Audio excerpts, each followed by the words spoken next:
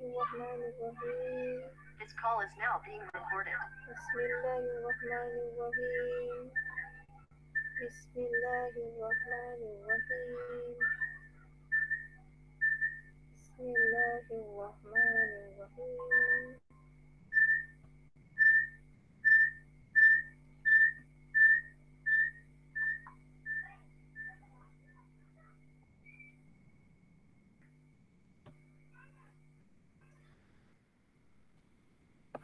Bismillahirrahmanirrahim.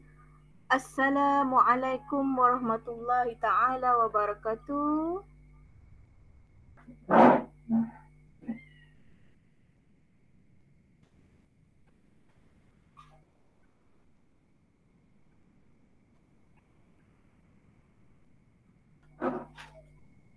Yang dihormati Cikgu Zulkifli bin Hussein, Guru Besar SK Putrajaya Presin 51, Puan Hasnah binti Isnun, Guru Penolong Pentadbiran, Puan Zawana Haruslah binti Cik Husin, Guru Penolong Kokurikulum, tetamu jemputan serta rakan-rakan guru yang dirahmati Allah Ta'ala sekalian.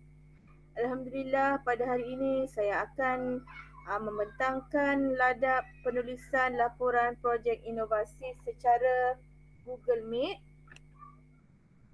Penceramahnya saya sendiri, Rahmawati binti Muhammad Sharif, Mentor Kajian Inovasi Airah Pareto IR Muhammad Ridwan bin Muhammad Sharif. Ahlan wa sahlan kepada tetamu undangan pada hari ini iaitu Ustazah Nur Hafizah binti Muhammad Sharif, Guru Bahasa Arab SK Sahabat 16 Lahad Datu Sabah, Ustaz Ahmad Zuhairi bin Samsudin, Guru Bahasa Arab SK Cendrawasih Lahad Datu Sabah, Ustazah Siti Nur Azni binti Adnan, pelajar tahun akhir IPG Kampus Pendidikan Islam Selangor, option Pendidikan Islam Sekolah Rendah. InsyaAllah pada hari ini kita akan membuat perkongsian dan jalinan ilmu antara guru-guru SKPP 51, guru negeri Sabah dan bakal graduan guru IPG IPIS Negeri Selangor. Projek inovasi diberi Airah Pareto. Inovasi ini belum pernah lagi dibentangkan. Ia masih lagi dalam proses draft penulisan laporan penuh. Walau bagaimanapun, kajian telah selesai sepenuhnya. InsyaAllah, saya akan cuba untuk mendapatkan pengiktirafan melalui open seminar ataupun pertandingan terbuka peringkat kebangsaan maupun antarabangsa pada tahun 2021. Di sini saya akan memaparkan penulisan laporan projek inovasi versi KPM 2019 sekiranya tiada perubahan format. Ini merupakan lampiran C pertandingan Anugerah Guru Inovatif 2019 Kementerian Pendidikan Malaysia. Penerangan inovasi 1.0 kategori pertandingan, kemudian ada tajuk, sinopsis, objektif inovasi, kumpulan sasaran, latar belakang, isu atau masalah dan juga huraian inovasi. Kita pergi satu persatu. 1.0 kategori pertandingan. Okey, mula-mula sekali cikgu kena tentukan sama ada nak masuk pertandingan kategori individu prasekolah ataupun rendah ataupun menengah ataupun berkumpulan. Macam saya memilih untuk masuk individu rendah. Okey, 2.0 tajuk inovasi. Tajuk inovasi ni kebiasaannya pendek, ringkas dan straight to the innovation. Kita buat tajuk bagi orang tertanya-tanya dan nak tahu lebih lanjut tajuk ni tentang apa ya. Kalau kajian tindakan, tajuk dia panjang kerana daripada tajuk tu kita boleh tahu atau nampak gambaran keseluruhan kajian. Okay, tajuk projek inovasi saya, Airah Pareto. Okay, inovasi yang dikehendaki oleh KPM adalah sama ada idea baharu sepenuhnya. Contohnya, saya pernah mencipta projek inovasi kotak bijar yang merupakan idea inovasi baru sepenuhnya, ataupun kita juga boleh buat idea inovasi idea lama yang ditambah baik menjadi idea baru. Contohnya, kita selalu tengok BBN kad huruf hijaiyah. Kalau kita nak jadikan inovasi, mungkin kita boleh tambah baik bila kita pegang kad huruf hijaiyah tu, keluar gambar dan keluar bunyi huruf. Inovasi yang dikehendaki oleh KPM adalah sama ada dari sudut bahan bantu mengajar, BBM, kaedah PDP ataupun strategi PDP. Pada kebiasaannya, pemenang adalah yang menghasilkan inovasi BBM, iaitu bahan maujud yang murid boleh pegang dan lihat. Pada kebiasaannya, inovasi BBM lah yang akan diangkat sebagai juara. Projek inovasi yang saya hasilkan ialah Airah Pareto, di mana ia merupakan inovasi dari segi kaedah dan strategi PDPC. Airah Pareto bukan inovasi BBM, tetapi inovasi dari sudut kaedah dan strategi PDPC. Okey, penulisan projek inovasi ni kebiasaannya agak mudah sedikit berbanding kalau kita nak tulis kajian tindakan. Projek inovasi ni yang susahnya kita nak cari idea baru yang wow factor. Kajian tindakan pula secara ringkasnya ialah kejayaan kita menyelesaikan masalah PDPC murid berdasarkan refleksi. Sebenarnya, setiap hari kita terlibat dengan kajian tindakan, cuma tidak dilaporkan secara sistematik. Kalau laporan projek inovasi, ayatnya selalunya ringkas. Kalau laporan kajian tindakan pula, ayatnya selalunya panjang dan ada penjelasan terperinci, ada penceritaan. Di dalam projek inovasi ada selitan kajian tindakan, tetapi dalam kajian tindakan ni tak semestinya ada idea inovasi. 3.0 sinopsis inovasi, rumusan atau ulasan, gambaran ringkas keseluruhan projek inovasi ataupun abstrak. Itu sinopsis. Okey, ini sinopsis Airah Pareto. Tujuannya untuk apa? Kemudian kajian ni kepada siapa? Kemudian projek inovasi ni diberikan nama Airah Pareto sebab apa? Inovasi yang terdapat Airah Pareto tu apa dia? Kenalah nyatakan. 4.0 objektif inovasi. Kena bagi tahu apa tujuan, kenapa inovasi ini cikgu-cikgu buat. Macam saya, objektifnya supaya dapat mempertingkatkan lagi kemahiran murid membaca Ikro 4, supaya murid lebih yakin ketika membaca Ikro 4. 5.0 kumpulan sasaran. Inovasi yang dicipta tu nak fokus pada kumpulan yang mana satu, nak target murid yang macam mana, fokus nak bantu murid lemah yang mana satu, kena nyatakan dengan jelas. Kalau kumpulan sasaran, macam saya, nak fokus murid yang masih tidak menguasai Ikro 4. 6.0 latar belakang kajian, penjelasan proses penghasilan inovasi. Bagi tahu jadual, catagan dan penghasilan inovasi. Ini merupakan latar belakang kajian Airah Pareto. Isu atau masalah yang ditangani berkaitan bahan inovasi. Senaraikan perkara-perkara yang cikgu-cikgu berjaya selesaikan dengan inovasi yang dicipta.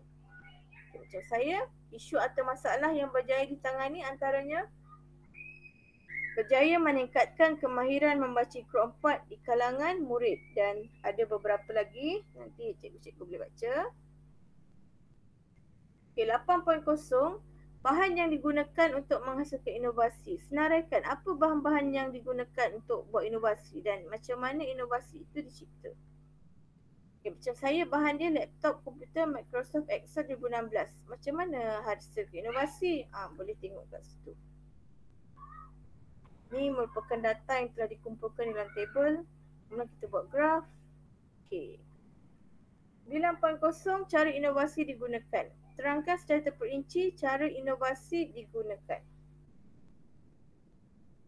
Macam saya, mula-mula guru catat dulu tahap bacaan murid pada buku rekod, kemudian buat graf Pareto, kemudian dah buat graf, dah akan dapat analisis muka surat mana yang murid susah sangat dan mudah sangat terlupa bacaan. Bila dah dapat analisis ni, jadi murid ni perlu menguasai 8 helai muka surat yang murid selalu terlupa lah. Ini merupakan strategi pendekatan kaedah dan teknik. Strategi yang saya gunakan ialah saya kesan kelemahan utama murid. Kelemahan utama murid ialah murid ni mudah lupa bacaan. Pendekatan yang saya gunakan ialah dengan menggunakan graf Pareto analysis. Apa muka surat yang murid tak berjaya kuasai. Kemudian kaedah yang kita gunakan, kita pilih kaedah atau metod yang paling berkesan, yang paling sesuai dengan murid saya. Kaedah dan metod ni ada banyak. Rasulullah perkenalkan sangat banyak metod. Tapi saya pilih 4 saja. Kemudian teknik. Teknik pun sama. Ada banyak teknik tapi saya hanya pilih beberapa teknik sahajalah. Ini merupakan kaedah talaqi musyafahah, bukan kaedah baru. Kaedah yang juga diperkenalkan oleh Rasulullah, cumanya dalam banyak-banyak kaedah tu saya utamakan kaedah talaqi musyafahah lah. Okey ya, cikgu-cikgu, setiap murid ni tak semestinya muka surat yang dia tak kuasai tu sama ya. Ni 8 muka surat ni merupakan murid, 2 orang murid saya yang lemah lah. Setiap murid tu tak sama muka surat yang dia tak boleh kuasai. Sebab kemahiran murid, latar belakang murid, pengetahuan murid ni tak sama. Ini untuk murid saya. Murid tuan-tuan dan puan-puan mungkin tak sama. Okey, 10/0 kos bagi menghasilkan inovasi. Nyatakan dalam bentuk ringgit. Macam saya, Airah Pareto RM0 atau zero kos. Di mana cikgu-cikgu hanya perlu cipta graf Airah Pareto, kemudian pilih pendekatan kaedah teknik yang paling sesuai dengan murid. 11.0 keberkesanan inovasi kepada PDP berdasarkan data. Bagi data ujian pra dan ujian pus. Okay, sebelum inovasi diperkenalkan, apa pencapaian murid? Selepas diperkenalkan inovasi, kita buat lagi ujian. Ada peningkatan atau tidak? Kemudian 12.0 potensi untuk disebarluaskan kepada pihak lain. Siapa pihak lain yang boleh guna inovasi kita? Macam saya, selain untuk tasmik murid ikut 4, boleh di mana inovasi Airah Pareto ni sebenarnya boleh digunakan kepada guru kafa untuk peperiksaan UPKK. Di mana saya telah mencipta Airah Pareto UPKK. Bukti kejayaannya apabila murid hanya fokus 20% tajuk soalan yang kerap keluar setiap tahun. Okey. Pareto analisis ni tujuannya ialah untuk meningkatkan peratus murid. Okay, sebelum diwujudkan Pareto analisis ni, kita dapati murid ni terlalu banyak tajuk yang dia nak baca. Daripada tahun 1 sampai tahun 5. Banyak sangat tajuk yang dia kena baca, yang dia kena hafal, dia kena ingat untuk peperiksaan UPKK. Tapi bila kita dah buat graf Pareto UPKK ni, murid ni study lebih berfokus lah. Mana soalan yang lebih kerap keluar.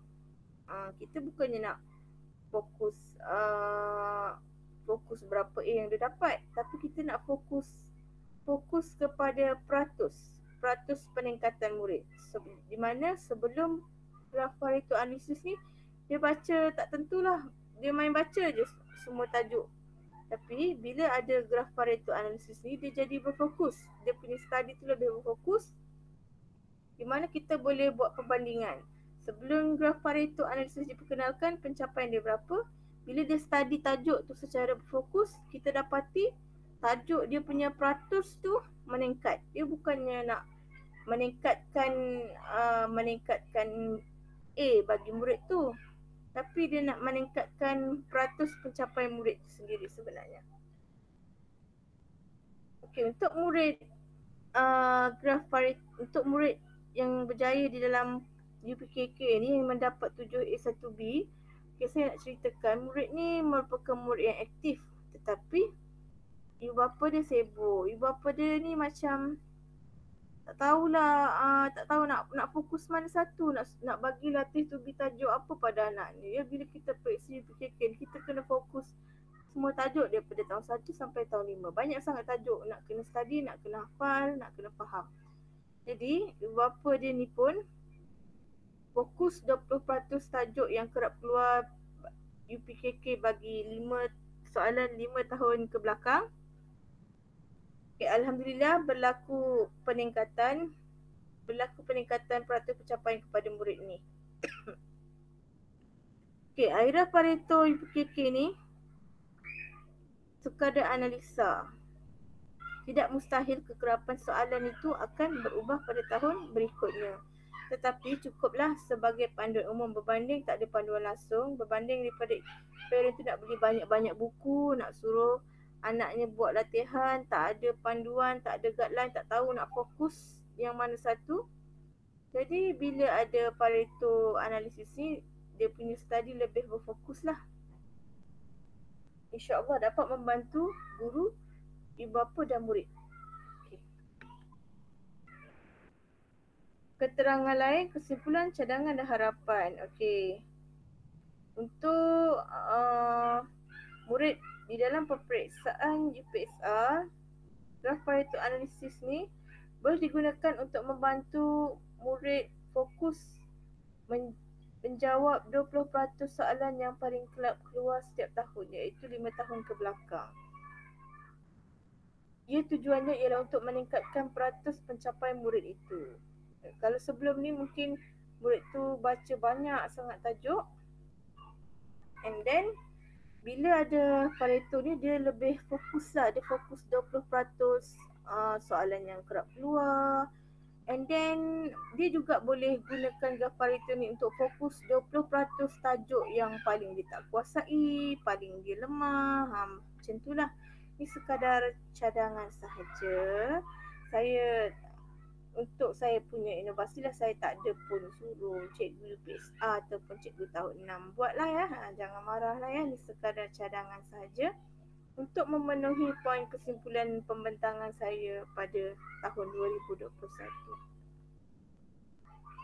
Okey, airah Pareto dalam peperiksaan awam. Jadi saya juga ingin mencadangkan murid-murid yang menduduki peperiksaan UPSR, UPSRA, PMR, SMA, SPM, STAM dan STPM boleh menggunakan dan mengaplikasikan airah Pareto,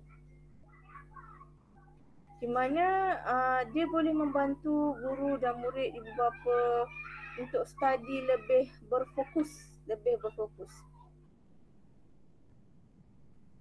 Okey. Seterusnya kita pergi kepada inisiatif projek inovasi. Bila kita dah buat inovasi, bonusnya ni tak wajib ada ya, ni yang mampu dan berminat sahaja. Alang-alang dah buat projek inovasi, dicadangkan memohon notis pemberitahuan hak cipta. Ini adalah bukti inovasi yang dibuat tu memang inovasi kita, bukan ciplak. Okey, kegunaan notis pemberitahuan hak cipta ni ialah contohnya kalau kita ada masuk pertandingan atau pembentangan, seminar kat mana-mana, tiba-tiba ada dua inovasi yang sama. Jadi macam mana nak buktikan inovasi itu memang kita punya? Caranya ialah dengan adanya notis pemberitahuan hak cipta. Siapa yang ada notis pemberitahuan hak cipta, maka inovasi itu dideklar milik orang yang ada notis pemberitahuan hak cipta itulah. Ini sekadar cadangan saja. Di mana notis pemberitahuan hak cipta ni boleh didaftarkan di Perbadanan Harta Internet Malaysia. Cawangan terdekat dia dekat Kuala Lumpur. Di pendaftaran hak cipta airah Pareto yang saya buat ni RM45. Tempoh nak dapatkan notis ni selama beberapa bulan. Saya mohon bulan Februari 2020, kemudian saya dapat notis pada bulan Julai 2020. Dia ambil masa yang lama kerana perlu siasatan bagi nak pastikan inovasi ni bukan ciplak dan belum ada lagi di pasaran. Ini merupakan notis pemberitahuan hak cipta airah Pareto. Okey, ini cadangan daripada saya. Seperti mana yang kita tahu, baru-baru ini kita digemparkan dengan JD Guru, JD Job Description Guru DG 41 sampai 54, di mana mengkehendaki cikgu-cikgu ni mesti buat inovasi. Jadi macam mana kita nak declare yang kita ni memang buat inovasi? Saya ada dua cadangan. Cadangan yang pertama percuma. Yang pertama, guru boleh buat sebarang inovasi BBM dan saya percaya cikgu-cikgu 51 ni semuanya inovatif dan kreatif belaka. Kemudian dah buat tu, bolehlah praktikan inovasi BBM tu dalam kelas, kemudian videokan, letak video di YouTube, kemudian boleh share link YouTube di grup official, panitia rakan sekolah lain dan pihak lain. Okay, video cari inovasi dicipta juga perlu di-YouTubekan. Secara automatik, guru telah menepati kriteria hasil inovasi, mengamalkan inovasi, berkongsi dan mensebarluaskan inovasi kepada orang lain serta in-house training dan adab kepada ramai orang. Malah boleh ditonton berulang-ulang kali di YouTube. Okey, cadangan yang kedua berbayar di mana guru yang berkemampuan dan ingin reward diri dan ingin test market, ingin cari pengalaman dan ingin mengiktiraf level projek inovasi, maka disyorkan menyertai open seminar atau kolokium atau pertandingan peringkat kebangsaan atau antarabangsa. Berbayar, anggaran dia yuran antara RM100 sampai RM500. Akan datang, boleh type di Google seminar atau pertandingan inovasi 2021 di mana akan ada pelbagai anjuran IPG, universiti, swasta dan lain-lain. Okay, 2020 ni kebanyakannya dibuat secara online dan berkemungkinan 2021 juga diteruskan secara online kerana COVID-19 semakin kronik. Okay, ada apa-apa nak tanya? Okay, boleh PM tepi ya. Okay, ladap seterusnya penulisan laporan kajian tindakan di mana tarikh hari masa akan ditentukan kemudian bagi memberi laluan kepada rakan lain dahulu untuk membuat perkongsian. InsyaAllah perkongsian seterusnya ialah kajian tindakan kotak BJR di mana kotak BJR ni telah mendapat 4 kali pengiktirafan iaitu Johan Kajian Tindakan Putrajaya 2018, Johan Projek Inovasi Putrajaya 2018, Penyertaan Kajian Tindakan Kebangsaan 2018 dan Penyertaan Projek Inovasi Kebangsaan 2018. Baiklah, selepas ini saya akan sharekan template handout PowerPoint ini di grup official sekolah di mana cikgu-cikgu sekalian bolehlah merujuk handout PowerPoint ini ya. Okey, dan rakaman video ini akan saya letakkan di YouTube. Okay, boleh tengoklah dekat dalam YouTube. Yang tak faham boleh tanya, boleh jumpa saya. Terima kasih semua. Yang baik itu semuanya dari Allah Subhanahu Wa Taala, yang buruk itu semuanya dari kelemahan diri saya sendiri. Sekian, wabillahi taufiq wal hidayah. Wassalamualaikum warahmatullahi wabarakatuh.